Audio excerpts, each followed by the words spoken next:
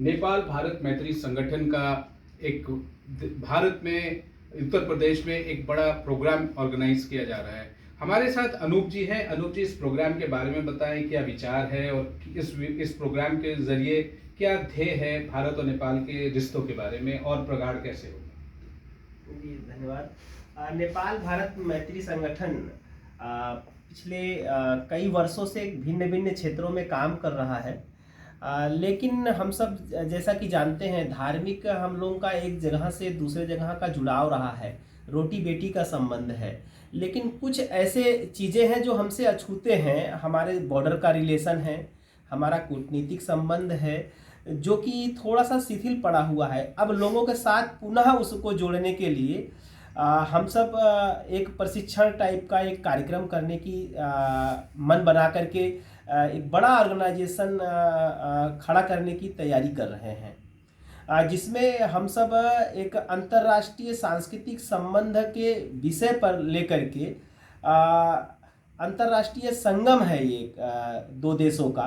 तो इसमें हमने पहली बार लगभग नेपाल के 26 ऐसे संस्थाएं हैं जिसके प्रतिनिधि लगभग सभी पार्टी के ऐसे युवा कार्यमठ कार्यकर्ता जो राष्ट्र के प्रति सचेत हैं, जिनको ये कहा गया है कि नेपाली नई हिंदुत्व हो, जो नेपाली है वो हिंदू है।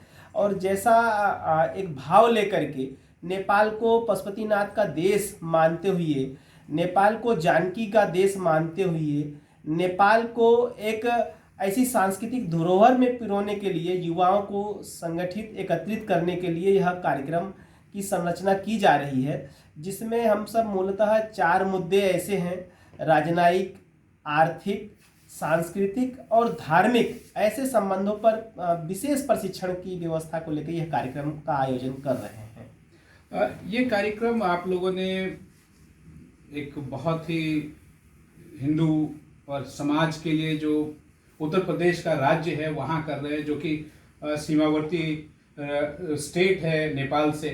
और अयोध्या का राम मंदिर का भी जो प्रोग्राम है, मंदिर पूर्ण रूपेण अब सामने आ रहा है, तो भारत और नेपाल के बीच संबंध भी बढ़ रहे हैं और व्यापक हो रहे हैं। जी, हमने वृंदावन कार्यक्रम इसीलिए चुना कि एक तो नेपाल के बहुत सारे लोग, बहुतायत हम सब कहते हैं कि नेपाल का पहला ऐसा राज्य जिसको राज्यिक शासन में लाया तो वह यदुवंशी समाज था।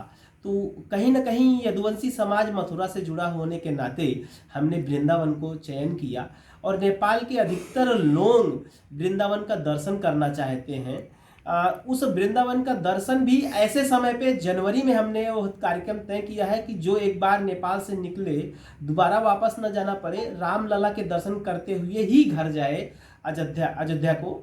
इसलिए हमने उत्तर प्रदेश का वह स्थान चुना। और ये प्रोग्राम जो आप कर रहे हैं, इनमें कौन से तारीख को है और कितने लोग अनुमानित हैं? कौन कौन से बड़े नाम उत्तर प्रदेश से, भारत से और नेपाल से इस प्रोग्राम में वो शिरकत करेंगे? जी, अभी तक 300 लोगों ने रजिस्ट्रेशन करा लिया है। हम सब की अनुमान है कि 500 प्रतिनिधि आएंगे। निरंतर रजिस्ट्रेशन चालू है। और नेपाल के लगभग हम सब ऊंचाई के हिसाब से देखें तो पश्चिम नेपाल से हमारे प्रमुख कार्यकर्ता जो विदेश विभाग का काम देखते हैं, और नेपाल की सबसे बड़ी पार्टी पॉलिटिकल सम थापा जी वहाँ मैनेज कर रहे हैं। वहाँ से पूरी संख्या को ले आने के लिए उनको जिम्मेवारी दी गई है।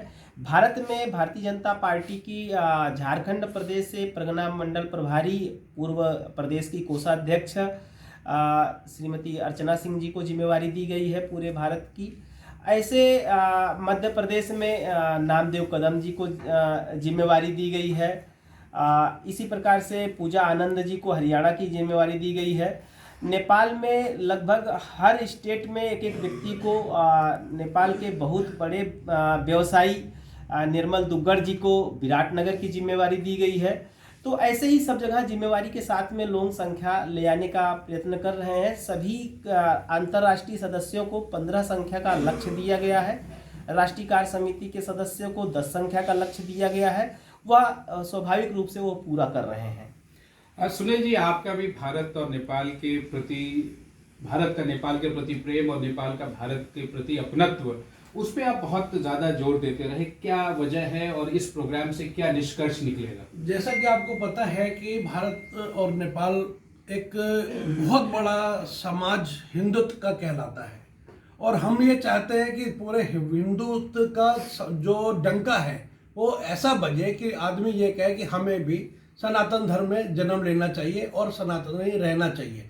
दूसरी बात यह है कि अगर हम ये प्रोग्राम कर रहे हैं वृंदावन में, तो वो एक भगवान का एक बहुत बड़ा पवित्र स्थान है। तो नेपाल के लोग भी चाहते हैं कि हम भी वहाँ पर आके देखें और वहाँ किस टाइप के लोग रहते हैं, किस संस्कृति से लोग जुड़े हुए हैं, उसको अपनाना चाहते हैं वो। और ये बात भी सच है, क्योंकि भारत और नेपाल के बीच एक, जैसा हमने बिगनिंग में कहा कि हजारों साल का संबंध रहा है।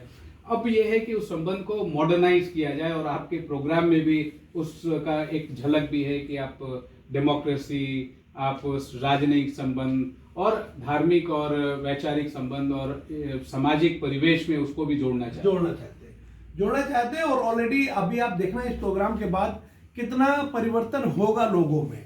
और मैं ये चाहता हूँ कि माननीय प्रधानमंत्री जी भी इस चीज़ को समझें और वहाँ पर आकर देखें, और देखने के बाद आने वाले समय पे भारत नेपाल एक इतना बड़ा सांस्कृतिक कार्यक्रम जो होने वाला है वो पूरे वर्ल्ड में देखा जाएगा।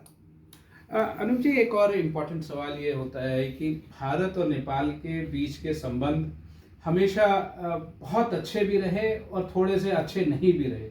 आपके इस प्रोग्राम के बाद क्या निष्कर्ष निकाला जाए, क्योंकि ये तो एक कंटिन्यूस प्रोसेस है, लेकिन एक विचार भी हो कि हम कहाँ तक पहुँचे, हमारी कुछ दूर हम चलें, कुछ दूर आप चलें और हमारा कारवां चलता रहे।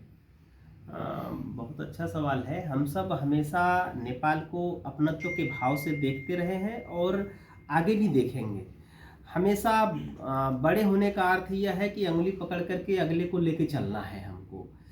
किसी संत ने जरूर कहा था कि नेपाल हमारे लिए आत्मा है, और आत्मा यानी देवात्मा, जो हिमालय क्षेत्र हम सब कहते हैं कि हिमालय नेपाल की भूभाग में है, तो हमसे जुड़ा हुआ है। रोटी बेटी के संबंध के साथ साथ हमारा संबंध अभी आर्थिक और सामाजिक रूप से भी बहुत बढ़ा हुआ है और बहुत सुदृढ़ हुआ है, और भी अच्छा होने जा रहा है। इस कार्यक्रम के बाद तो एक अलग सा अनुभव हम देखेंगे, और शायद ही हमारे वहाँ के जो भी लोग हैं यहाँ पर रहने वाले, वह हमसे एक प्रकार से इस प्रकार से जुड़ रहे हैं कि अब संबंध के बारे में तो क्या कहें, रोटी बेटी के संबंध को लेकर के हम सब राजनयिक संबंध को अगर देखते हैं तो आने वाला समय बहुत ही अच्छा जाने वाला है। जैसा अनूप जी बता रहे हैं कि आने वाला समय एक नए दृष्टिकोण के साथ, एक नए विचार के साथ नेपाल और भारत को और भी करीब लाएंगे। सांस्कृतिक, राजनीतिक और सामयिक विषयों पर तो जरूर लाएंगे, बट जो धार्मिक संबंध है, इन्होंने कहा रोटी बेटी का, उसके आगे तो कुछ कहना ही मुश्किल है, क्योंकि वो जब रोटी बेटी का संबंध हो तो वो फिर अपने आप ही पारिवारिक संबंध में तब्दील हो जाता है। With camera person Nehal, Pranab Prakar reporting for vision television world.